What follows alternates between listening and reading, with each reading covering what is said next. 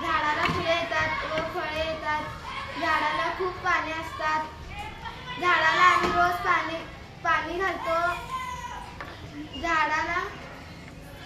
झाड खूप मोठे असते. झाडाला खूप फांदी फुटते.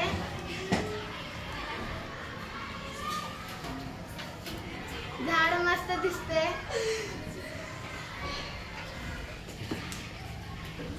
झाडाला खूप फळे लागतात.